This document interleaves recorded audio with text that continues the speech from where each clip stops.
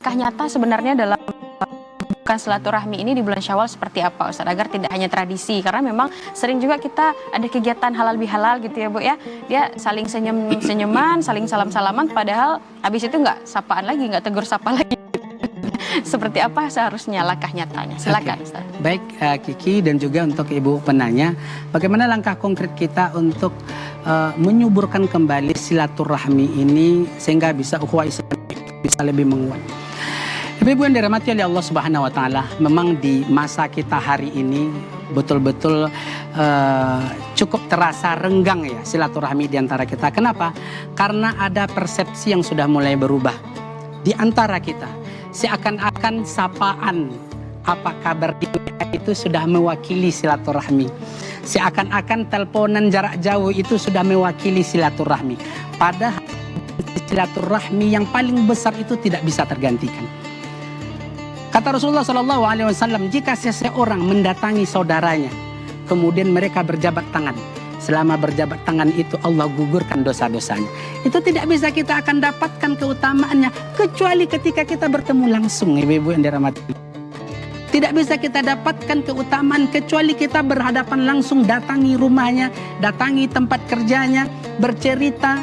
Ketika berhadapan itulah ada interaksi, mungkin ada masalah yang sebenarnya itu by telepon, by WA tidak tersampaikan.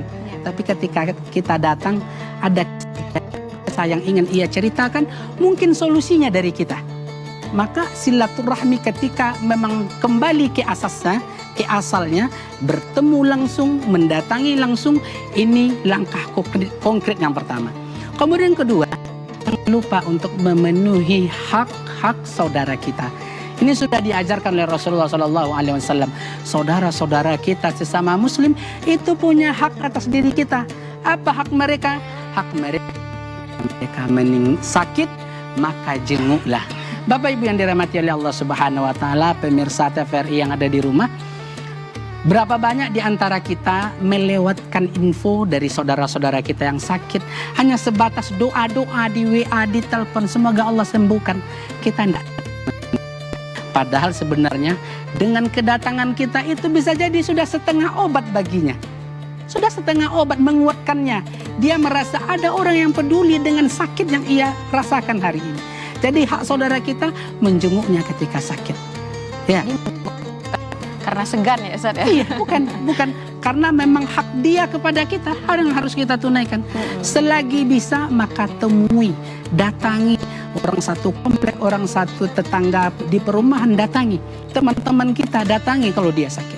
Kemudian yang kedua, melayat mereka, urus jenazah mereka ketika mereka meninggal dunia. Ini fenomena yang cukup riskan ya, Kiki ya. Kemudian ibu-ibu sekalian, berapa banyak di antara kita mendengar info saudara kita meninggal, ternyata tidak terbersit hati kita untuk datang. Hanya cukup ucapan belasungkawa. Padahal melayat itu, mengikuti proses untuk pemakaman itu, pahala yang diberikan oleh Allah Subhanahu Wa Taala cukup besar. Dan disitulah bukti kekuatan umat Islam. Bagaimana kita mendapatkan saudara kita di tempat peristirahatannya yang terakhir. Sekarang kita lihat dunia yang memandikan, menguburkan sampai ke pemakaman itu hanya keluarga inti saja. Mana teman dia satu sekolah dulu, dari SD, SMP, SMA sampai bangku kuliah. Mana teman-teman arisannya? Mana orang-orang yang sepengajiannya? Kalau semuanya datang, insya Allah